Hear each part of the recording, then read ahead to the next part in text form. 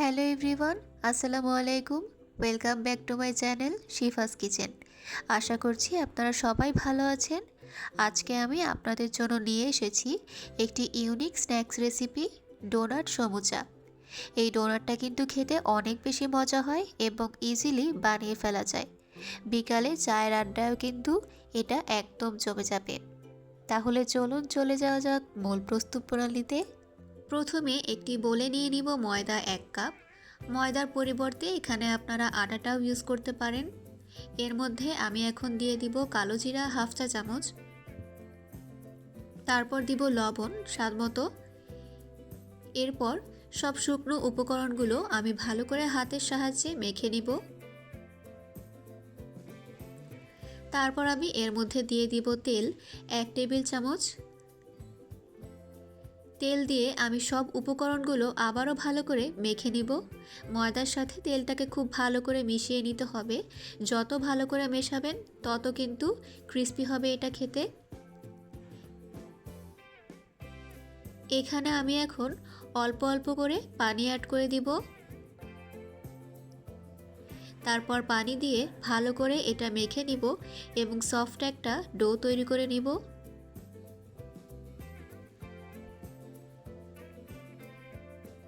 এখানে কিন্তু আমার ডোটা তৈরি করে নেওয়া হয়ে গিয়েছে। এরকম একটা ডো হবে, খুব বেশি সফটও হবে না, খুব বেশি হার্ডও হবে না, সিঙ্গারার ডোয়ের মতো ডো হবে।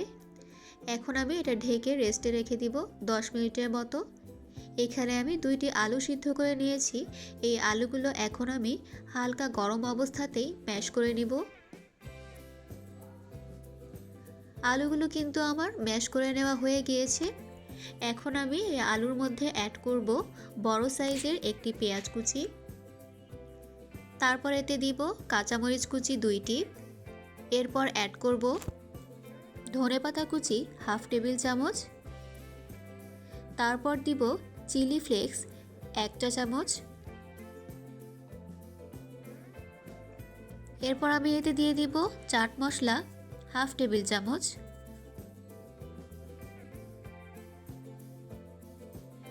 তারপর দিব গোলমরিচের গুঁড়া সামান্য পরিমাণ।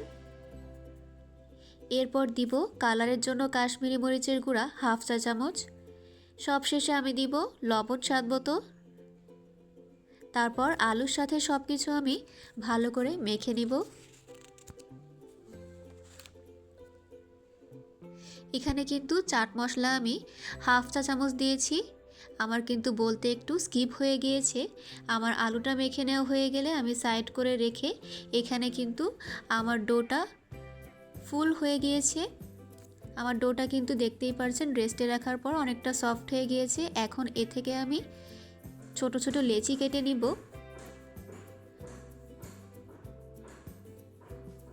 তারপর লেচিটাকে আমি ভালো করে গোল করে নিব। তারপর আমি যেরকম করছি ঠিক সেম প্রসেসে লেচিটা বেলে নেবেন। আমরা ঠিক যেরকম নর্মাল রুটি বানাই সেম এরকমই হবে এবং এর থিকনেসটা নর্মাল রুটির থেকে একটু পাতলা হবে। এখন আমি রুটিটার 4 সাইডে কেটে স্কয়ার শেপ করে নিব।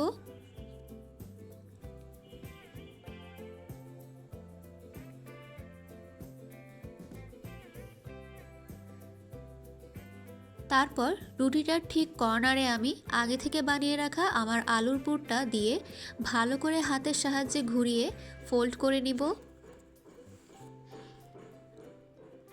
রুটির মাঝ পর্যন্ত ফোল্ড করে নিব।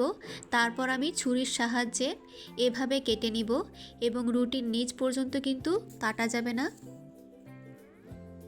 তারপর নিচে আমি একটু পানি দিয়ে দিব যাতে তার মুখটা ভালো করে আটকানো যায়। এরপর আবার আমি এটা ঘুরিয়ে ফোল্ড করে নিব।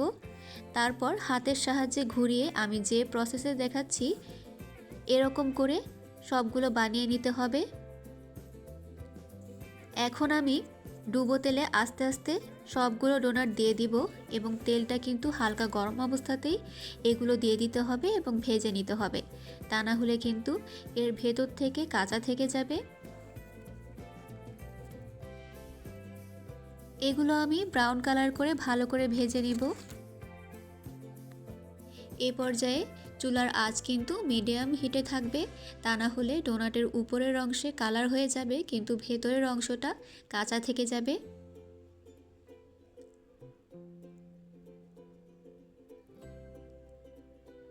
এখানে কিন্তু আমার সবগুলো ডোনাট ভেজে নেওয়া হয়ে গিয়েছে। এখন এগুলো আমি উঠিয়ে নিব। এখানে আমি একটা ডোনাট ভেঙে দেখাচ্ছি। ডোনাটটা কিন্তু অনেক বেশি ক্রিস্পি হয়েছে এবং খাস্তা হয়েছে, দেখতেই পারছেন চাপ দিলেই ভেঙে যাচ্ছে। এটা খেতেও কিন্তু অনেক বেশি মজা হয়েছিল। আশা করছি বিকালের নাস্তায় একবার হলেও এই ইউনিক ডোনাট রেসিপিটি ট্রাই করে দেখবেন এবং আমাকে জানাবেন কেমন লাগলো। আমার এই মজাদার স্ন্যাক্সের রেসিপিটি যদি আপনাদের কাছে ভালো লেগে থাকে তাহলে অবশ্যই আমার ভিডিওটাকে শেয়ার করে দিবেন এবং আমার চ্যানেলটিকে সাবস্ক্রাইব করে পাশেই থাকবেন। ধন্যবাদ।